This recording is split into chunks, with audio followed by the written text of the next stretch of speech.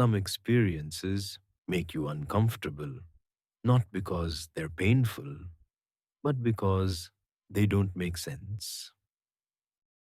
You try something for the first time and it feels familiar. You meet someone and there's an unexplainable recognition.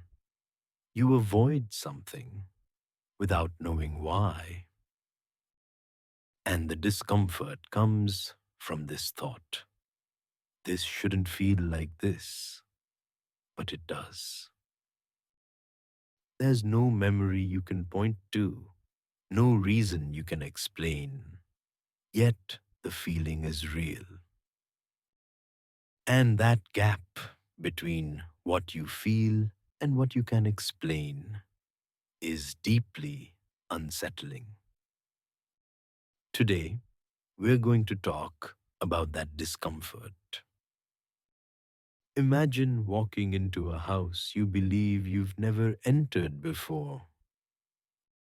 You open a door, and without thinking, your hand reaches for the light switch, and it's exactly where you expected it to be.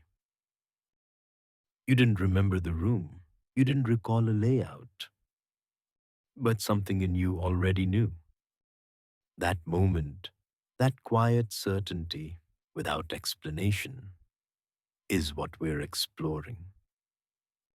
We see this everywhere. A child who naturally understands rhythm, another who struggles with it despite practice, a fear that appears early in life with no obvious cause, or a skill that feels picked up, not learned.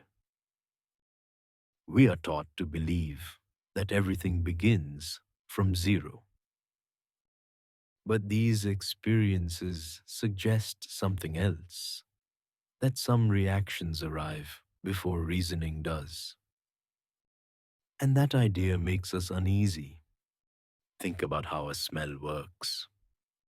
You don't see an image, you don't replay a scene. Yet suddenly, your mood shifts, your body reacts, something inside recognizes. Not all memory announces itself as memory. Some memory operates silently, without words, images, or stories. Vedanta noticed this long before psychology gave it language. Vedanta uses a word for these silent impressions: Saṁskāra.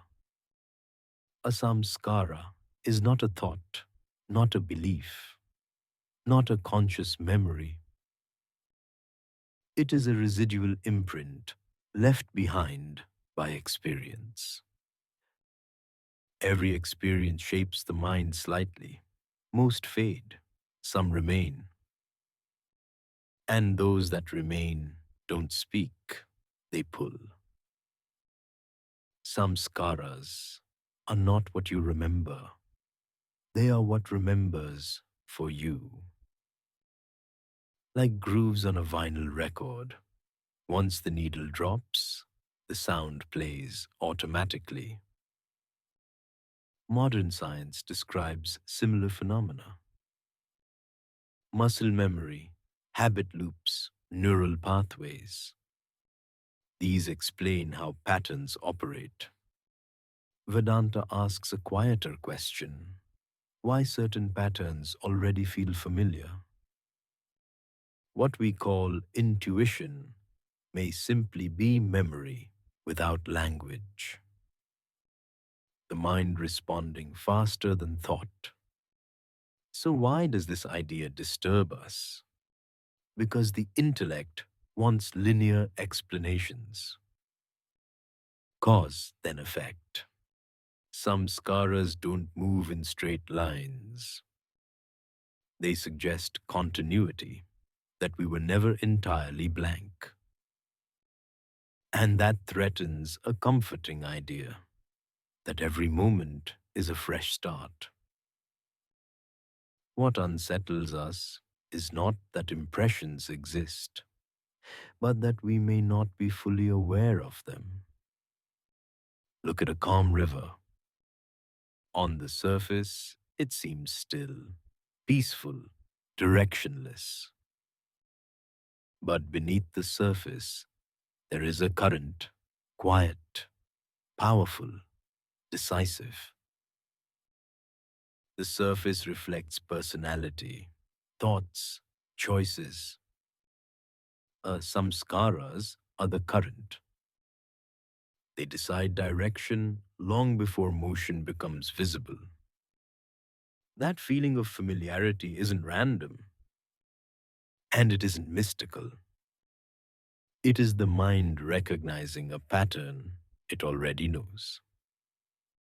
In the next video, we'll ask the only remaining question: where do these impressions come from?